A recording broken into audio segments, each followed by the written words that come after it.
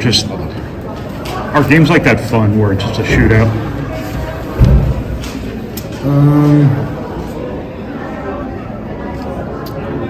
I don't know if it's necessarily fun or not. It's definitely tiring. I mean, they run a lot. They run them down the floor. But it's a different way to play, and it's I guess it's fun to see something different. Obviously, you play IU, and it's more of a grinded out type of game, and then you play them, and they're up and down a lot quicker. So it's fun to experience the different styles of play. What did you like most about what Caleb gave this team in the second half? Just a hard-working presence, whether it be rebounding. The play he had where he jumps 3 feet horizontally and grab the ball for the steal, and then those are just big-time plays. Those win games. So he's a major part of why we won this game, but also all the games that we won. It seemed like you had a lot of success one-on-one in the first half. Yeah. Did you expect them to come out in the second half and start pinching down from the corners the way they did? And if you anticipated that, just how much did that open up your passing? Yeah, I mean they doubled sometime, and then I know that they were gonna straight. But the coaches have done a good job of preparing me for anything. We knew that a lot of defensive systems, they don't really have like strict rules. At least it seems like that on film. So they did just a good job of preparing me and giving me random looks in that practice. Was part of the adjustment at halftime to get the ball in your hands to let you play back against those Devils? Yeah, we just felt like we had a matchup, obviously, and they have one of their good, really star players goes down, unfortunately for them, and he happens to be a big guy. So he's a big piece of what they do offensively, but also defensively. So we knew we were going to have a matchup there, and so we were just trying to exploit that as much as possible, whether that's me scoring or me distributing the ball. Second game in a row, you get in foul trouble. What do you need to do early in the first half to stay out of it? I was thinking about how I was going to answer this question. I think I need to do a better job of showing better body language. Obviously with my teammates. I'm such a guy that's about trying to control what you can control, but when you consistently go back and watch film, and I'll do it today, and the same thing's going to happen when you see 4 or 5 bad calls called against you, and then you go down the other end, you're just getting hacked. Like it's very difficult to contain yourself. But it's something that I got to work on. It's my responsibility to be able to control my emotions and I guess just give people layups and not pick up a second foul.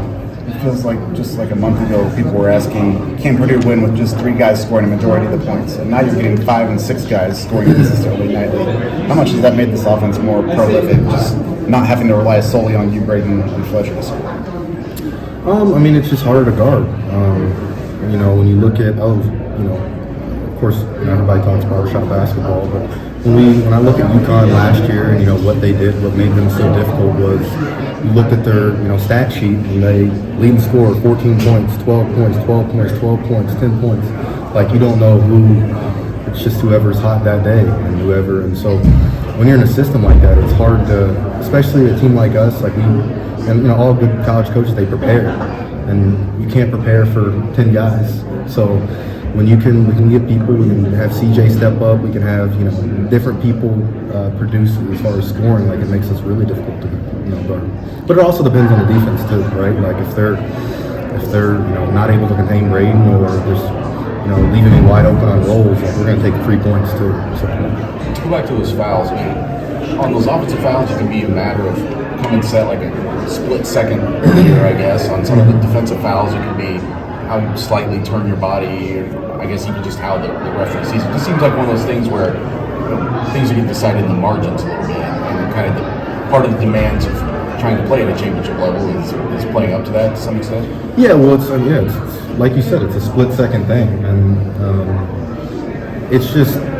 And I'm not even saying it's the referee's fault or just some conspiracy against Trey. It's more of just like when it's those 50-50 type calls and you consistently get the wrong end of those, like it's as a player, it's just super frustrating because all the coaches tell me before the game is not to foul.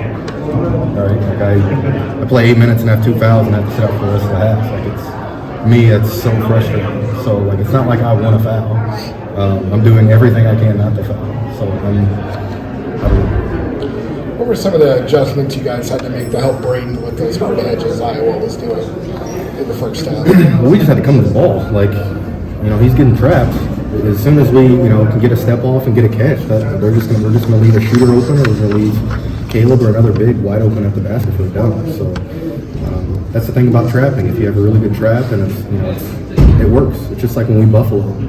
It's just we have to figure out how to make those players Braden available for the ball so we can get it and get on the 4-on-3s, 3-on-2s. What was it like watching Braden on that heater there between the end of the first half and the start of the second?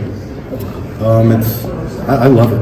I love when he comes off those screens looking to shoot the 3-ball. I think he needs to do more of that, especially because it just gives. The more he scores, the more teams send even more people at him, and then it gets me and other people, free points. So I'll always take 3 points whenever I get them. So I hope he keeps shooting because he's capable of making mine.